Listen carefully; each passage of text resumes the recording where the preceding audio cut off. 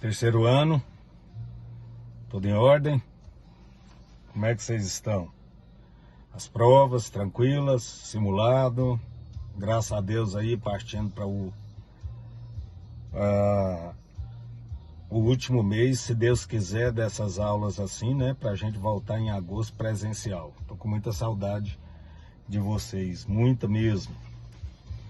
A aula de hoje, em filosofia, eu vou falar sobre as escolas helenistas, o estoicismo, o epicurismo e o ceticismo.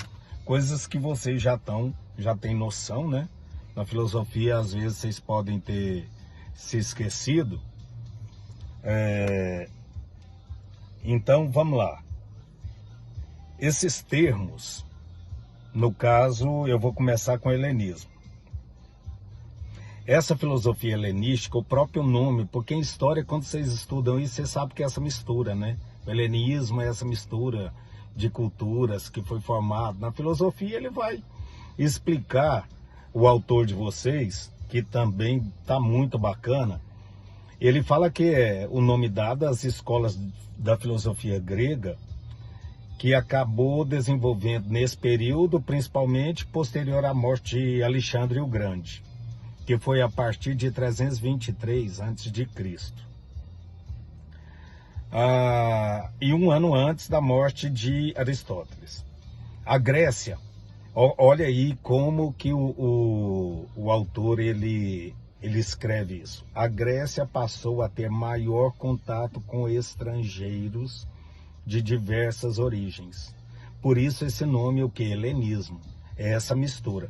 Tal diversidade, juntamente com a dissolução, prestem atenção, das organizações políticas tradicionais próprias de cada cidade grega, conduziu a um contexto cultural de cosmopolismo, em que se desenvolveram essas escolas filosóficas.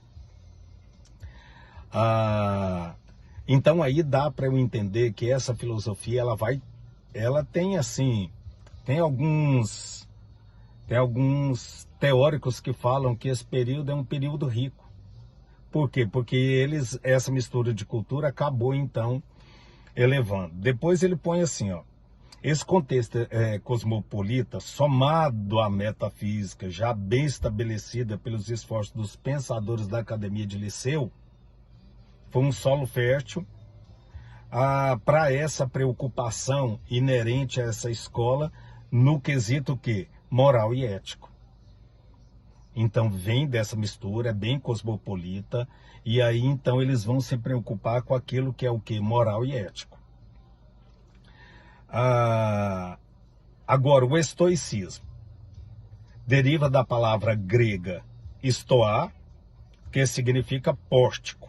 Aí você vai lembrar de quando vocês estudaram Grécia, aí vocês vão ver. Por quê? Porque se relaciona ao quê? Ao local da fundação dessa escola. Por quê? Porque é a escola sob um pórtico da cidade de Atenas que dava para onde? A Ágora. Por isso é que é o nome. Agora, nós estamos falando só do nome, né? Por que que existe esse nome estoicismo? Porque vem do pórtico, que era virado para a Ágora, e na Ágora vocês sabem aonde eles se reuniam, principalmente da formação das cidades-estados, aonde eles iam para essa Ágora para decidir tudo aquilo. A partir disso, toda a parte política, e aí desenvolveu depois até a democracia em Atenas, e aí vieram os filósofos que eram chamados de sofistas. Então é só para vocês entenderem a origem do nome, estoicismo. Agora, então vamos lá, o que é que eles pretendiam? O estoicismo, para esses então, os estoicos, né? A razão humana, atenção, a razão humana seria uma parcela da natureza. E é justamente por participar dessa natureza que o homem pode entrar em harmonia com ela. De novo, seria uma parcela da razão da natureza, e é justamente por participar dessa natureza que o homem pode entrar em harmonia com ela. Então o homem agora ele pode entrar em harmonia com a natureza. Prestem atenção agora. A hipótese de uma razão da natureza, uma hipótese da razão da natureza, implica uma ordem natural e uma finalidade da vida humana no interior desse cosmos, que por sua vez implica uma ideia de predestinação. Aonde que ele quer chegar então? Essa escola dos estoicos, ele quer chegar então que o homem em contato, quando ele tem essa capacidade de entrar em contato e acaba sendo esse conjunto, então fica então uma ideia de quê? De que há uma predestinação. É o marco então do estoicismo. Aí ele continua assim: nessa concepção de mundo dos estoicos, que é essa junção que acaba sendo a predestinação, prestem atenção, as paixões são consideradas naturais. Muito cuidado, porque agora, o que seria então paixão para ele? Porque nós temos uma visão, cada um de nós já temos uma visão do que seria a paixão. Agora ele não, eles dão o que é a paixão para ele. Porque ele vai falar que as paixões são naturais, visto que elas desviam, olha aqui, ó, na concepção de mundo, as paixões são consideradas, desculpe, eu falei errado, são consideradas não naturais. Por quê? Porque nós já temos uma concepção de paixão. Então agora ele vai explicar que essa paixão, para eles, não faz parte da natureza. Por quê? Porque aí eu tenho uma concepção do que seria paixão. E olha como que eles colocam. Visto que elas desviam a razão humana, afetando a ordem natural. Portanto, para eles, para a escola dos estoicos, ou estoicismo, a verdadeira virtude é o quê? A apatia. Ou o que seria isso? A ausência de paixões. Então você tem que correr. Por quê? Porque isso tira você dessa coisa que seria o natural. Porque a paixão, segundo eles, são consideradas não naturais. Então eu tenho que fugir, porque a natureza ela está junto com o humano.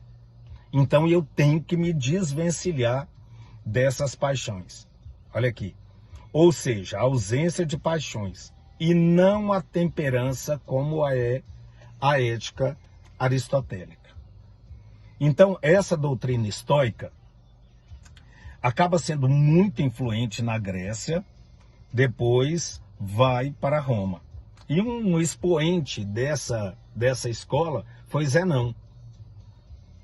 Aí, Zenão, vocês vão se lembrar lá atrás, quando nós estudamos, né? Agora, os epicuristas. Vamos lá. Os epicuristas. É uma escola filosófica fundada por Epicuro, 341 a 270 a.C. Agora, prestem atenção. O prazer é o verdadeiro bem. De novo. O prazer é o verdadeiro bem. Aí você fala, gente, mas aí destoa demais do estoicismo. Mas agora vamos ver o que é o prazer para essa escola epicurista, essa linha epicurista. Olha aqui. Então o prazer é o verdadeiro bem e o que deve guiar as ações humanas. Então eu, enquanto ser humano, eu tenho que ser guiado pelo verdadeiro bem, que segundo ele, essa linha é o prazer. Agora olha aqui. Esse princípio é, de certa forma, inédito na filosofia grega. Porque realmente, quando eles consideram o prazer, você fala assim, olha, parece que foge de tudo aquilo que nós já vimos. Aí ele põe assim, uma vez que havia então uma utilidade geral em relação aos prazeres, principalmente na filosofia. Por quê? Porque eu me relaciono o prazer a quê? Algo que é da paixão. A paixão é algo que vem da sensação. Então, não normalmente do racional. E normalmente as paixões, ela te tira a razão. Por isso que destoa muito essa escola epicurista. Mas ainda tem mais. Agora eu tenho que entender o que seria esse prazer. Vamos lá. No entanto, o prazer epicurista é bastante específico. Ele deve ser puro. Você vai falar assim, prazer com pureza. Por quê? Porque a nossa visão de prazer hoje, principalmente hoje no século XXI, se a gente tem essa visão, não todos, claro, mas pelo decorrer do que anda acontecendo, a gente acaba tendo uma conotação muito de prazer equivocada. Mas a escola dos epicuristas, essa linha epicurista, olha aqui o que eles vão falar. Ele deve ser puro. O prazer epicurista deve ser puro. Isto é, não pode estar relacionado à dor. Você vai falar, meu Deus, o que prazer tem a ver com dor? Por mais que a nossa visão de prazer possa ser outra, mas também parece que não correlaciona com dor. Mas olha que bacana como eles defendem isso. Além disso, deve ser um tipo de prazer duradouro e estável. E, sobretudo, deve conduzir o ser humano a um estado de paz, de espírito imperturbável. Então, é um prazer puro. Aquele prazer, ele não nega o prazer. Os epicuristas, eles não vão negar o prazer. Mas não esse prazer que normalmente a gente tem uma concepção, a nossa concepção humana de prazer difere muitas vezes, porque para eles o prazer existe, mas ele tem que ser puro, ele tem que ser de paz, de espírito imperturbável, ou seja, aquela coisa tranquila. Ah, isso realmente me deu prazer. Então, um prazer o quê? Um prazer tranquilo. Um prazer que é aquilo que me traz paz, tranquilidade e não perturba. Então isso tem que ser o que é conduzido. E ele termina assim. Desse modo, fica eliminada quase a totalidade dos prazeres sensuais. Eu estava esperando falar, porque normalmente o que quando vem na nossa mente prazer, a gente acaba fazendo uma ligação com aquilo que é sensual. Então ele vai falar que fica quase que totalmente eliminado a condução desses prazeres sensuais. Então está desvencilhado disso. Pois as paixões sensuais, segundo os epicuristas, são violentas e causam dor. Interessante, né? Porque paixão para a gente, para a conotação nossa de paixão, é algo quente, é algo que tira a razão, então acaba sendo dessa maneira. E aí, por quê? Porque mexe com aquilo da sensualidade, me tira a razão e acabo fazendo com que eu fique perturbado, literalmente, me causando dor, porque sempre ligamos a isso. E eles desvencilham tudo isso, para dar espaço a prazeres mais sutis e refinados, como prazeres intelectuais e espirituais. Então, o que eles procuram? Desvencilha, acaba com esse prazer sensual. Para eles não tem que ser paz, imperturbável, e está ligado ao quê? À intelectualidade e aos prazeres também espirituais. Exemplo, ele põe assim, como amizade, por exemplo. Por isso, o ideal do sábio no epicurismo é o homem moderado. A ponderação, o equilíbrio. É muito interessante, né? Esses epicuristas, a linha de raciocínio deles, né? E terminando a aula de hoje, nós vamos para o ceticismo. O ceticismo ele foi fundado por Pirro de Élida em 365 a 275 a.C. Vocês podem ver que é uma linha totalmente voltada para a Idade Antiga, se a gente é que pode fazer ainda essa divisão, né, dos períodos históricos. Esse filósofo, ele acompanhou as expedições de Alexandre, também o Grande, ao Oriente, e aí então supõe-se de seu contato com outras culturas pela constatação da diversidade de opiniões entre indivíduos de várias regiões. Nasceu sua descrença sistemática com a relação, a possibilidade de afirmação de uma verdade, defendendo a suspensão de qualquer juízo. Então, primeiro aí ele vai falar que ele acompanhou, e a partir daí, então, por isso que eles criaram o quê? A suspensão de qualquer juízo. Que aí, então, começa a teoria dele. Olha aqui, ó, uma suspensão de que tipo de juízo? Vocês podem estar perguntando. Tanto juízo positivo quanto negativo. Eles suspendem qualquer tipo de juízo.